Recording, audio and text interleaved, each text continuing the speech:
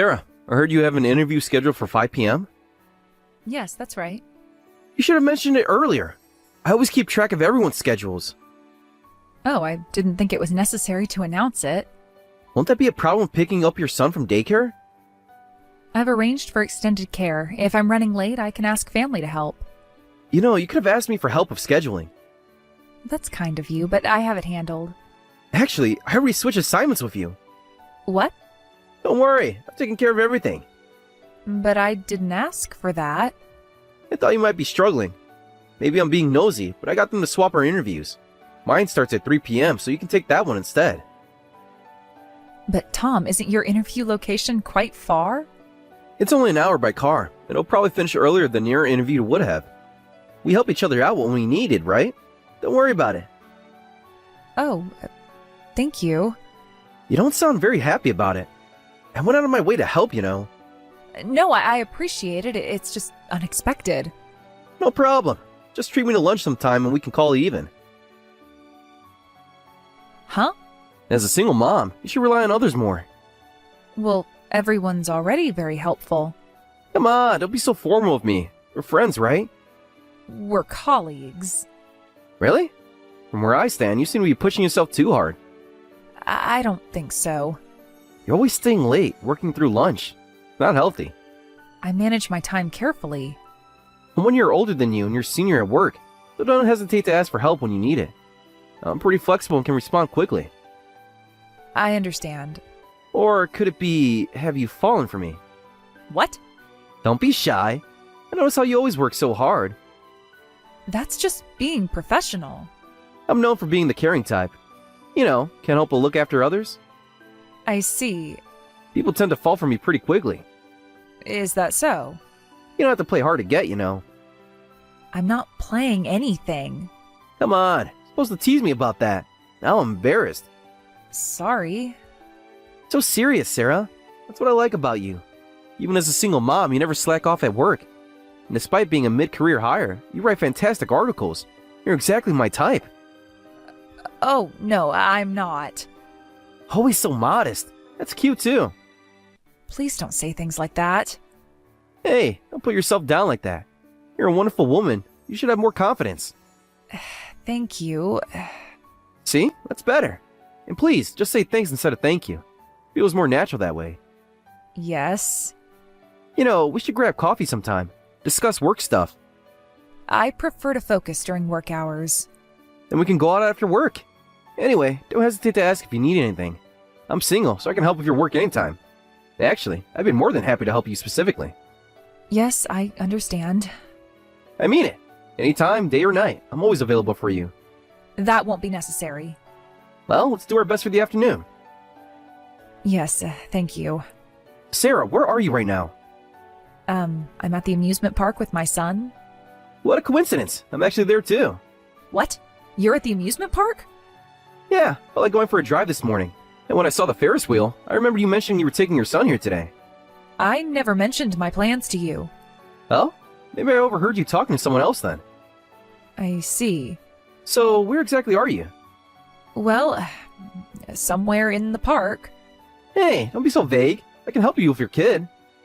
That's not necessary. I know that much. I'm asking which part of the park. Why do you want to know?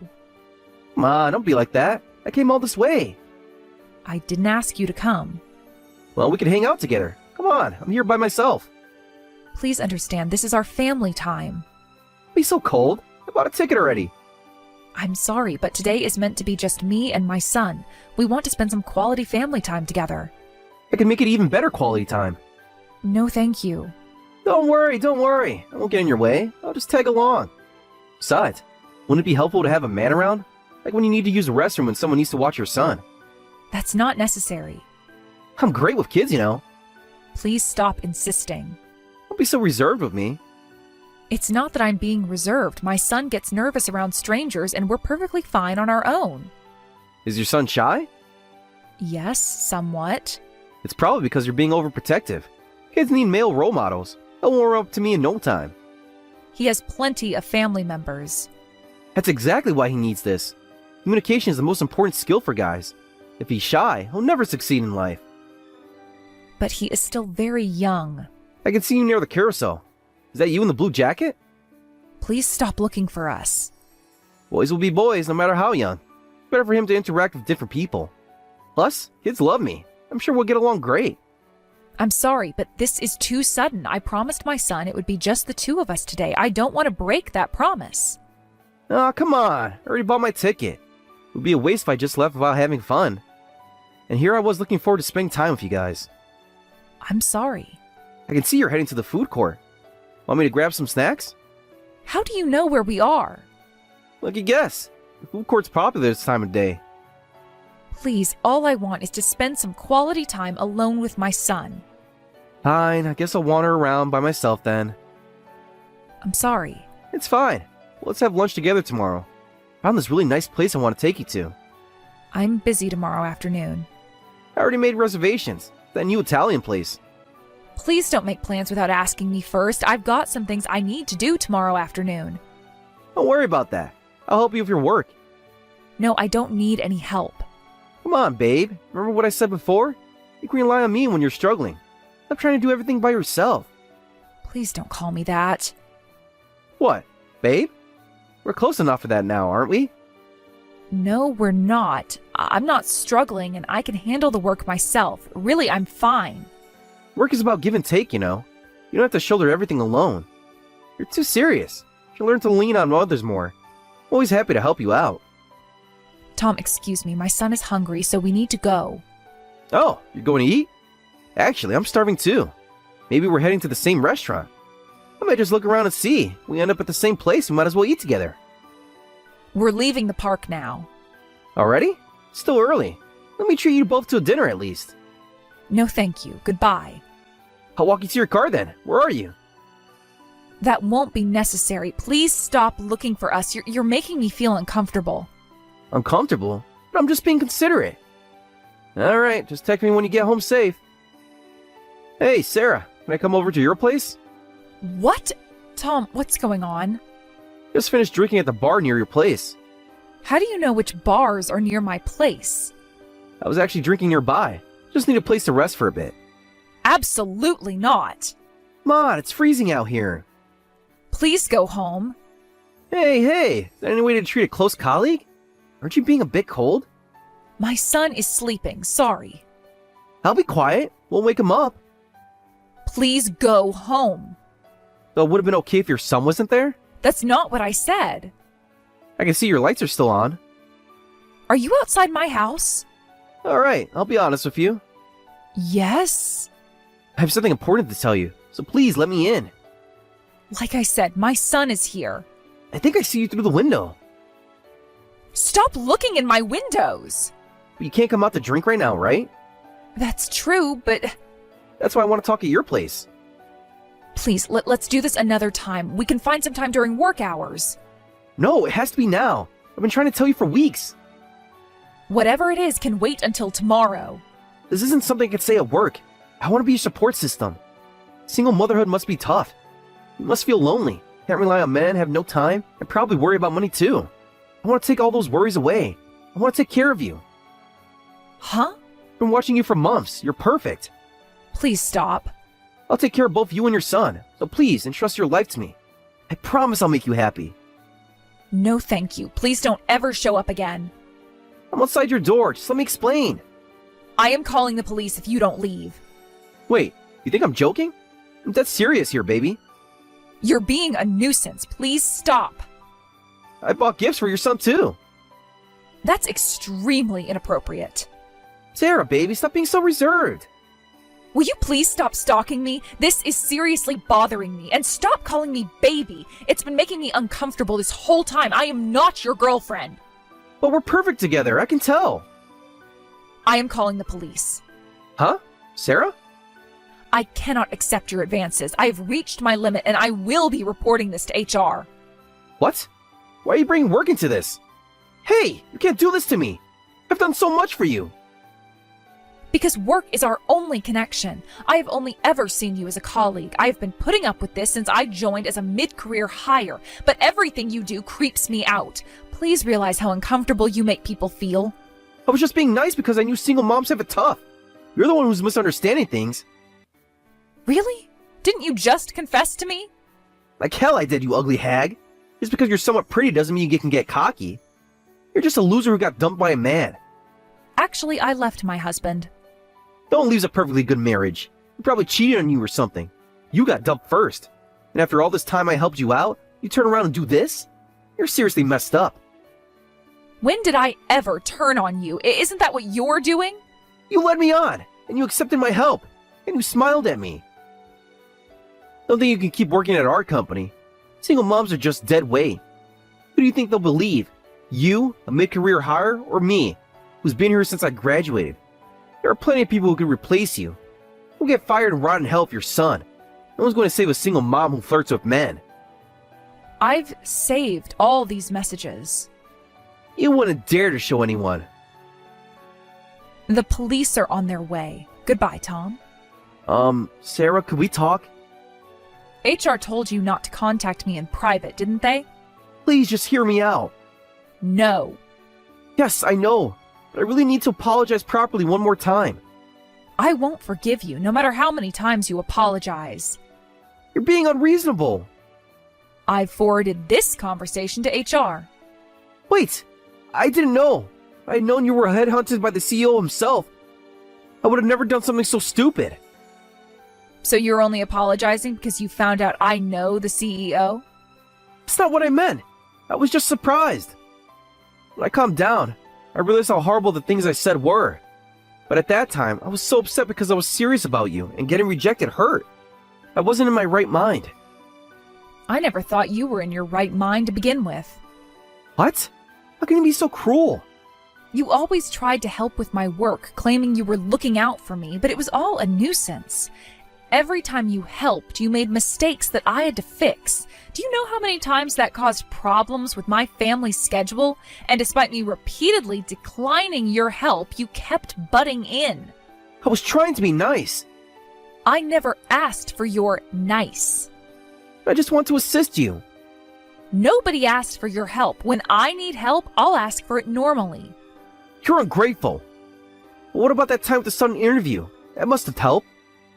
You mean last month's interview swap? I hate to tell you, but your interview took longer. If you checked the assignments, you'd know why. My interview was scheduled later, but it was just a small piece about a shop.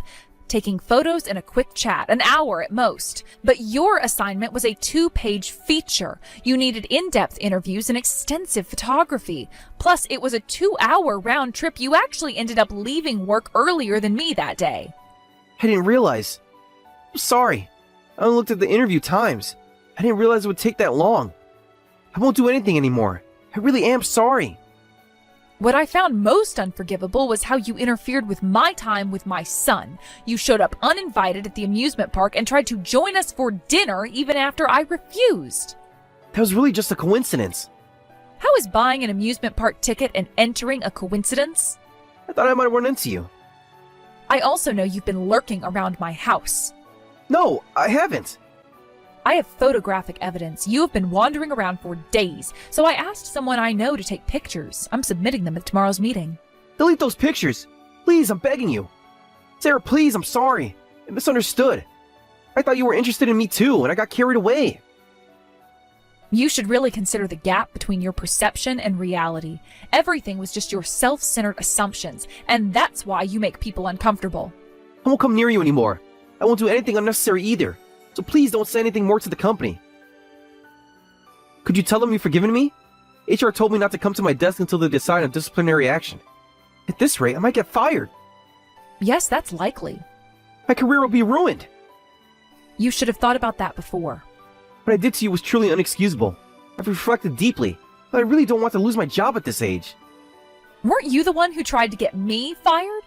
This morning you spread false rumors to our colleagues about how I made advances on you and used company expenses for my child. You were trying to force me out, weren't you? Well, It's fine. Nobody believed you anyway. I was desperate. I won't do anything stupid anymore. I absolutely won't. I'm really, truly sorry. I don't need your apologies. I won't forgive you, no matter how many times you apologize. If you don't forgive me, I'm in trouble. This could be the end of my life. Even if I forgave you, you are still getting fired. What? Apparently, you were already on the chopping block. Why? You've been buying personal items with company expenses, haven't you? Our colleagues in accounting have been suspicious for a while and have been gathering evidence. It can't be true. No way. You know better than anyone whether it's true or not, but this works out perfectly for me. Once you're fired, I'll never have to see your face again, and I can finally focus on my work and family. Looks like you're the one heading to hell after all. Please, give me another chance. Goodbye, Tom.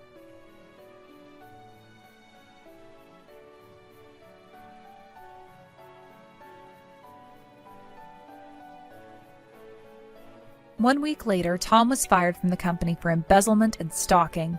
It turns out this wasn't his first time exhibiting such delusional behavior. Another employee had previously quit because of him. His severance pay went entirely toward repaying the money he had embezzled, leaving him with nothing. The investigation revealed a pattern of inappropriate behavior spanning years. 3 other employees came forward with similar stories of unwanted attention and help that had disrupted their work. 2 had transferred departments and 1 had left the company entirely. The accounting department's investigation also uncovered that Tom had been falsifying expense reports for nearly 2 years, charging personal items as business expenses and manipulating receipts to hide his actions. The company implemented new harassment training and reporting procedures following the incident. They also established clearer guidelines about workplace boundaries and personal relationships. A few months later, Tom was arrested for assaulting a woman. Apparently, he had another one of his misunderstandings and attacked her, but the victim happened to be trained in martial arts and fought back. The incident left Tom permanently injured. It's said he became a broken man after that. The assault occurred at another workplace where Tom had found temporary employment. He had hidden his previous termination and harassment history during the hiring process.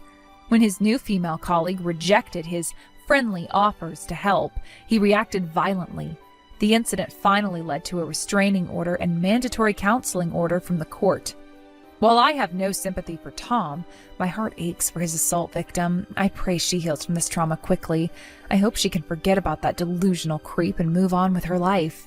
As for me, I went on to have a successful career at the company, earning a promotion 6 months later. I established a support network for working parents within the company, helping to create a more flexible scheduling options and clearer boundaries around work-life balance.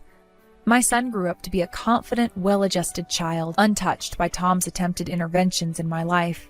The company's HR department now uses this case as an anonymous example in their training materials, teaching new employees about the importance of respecting boundaries and recognizing the warning signs of workplace harassment.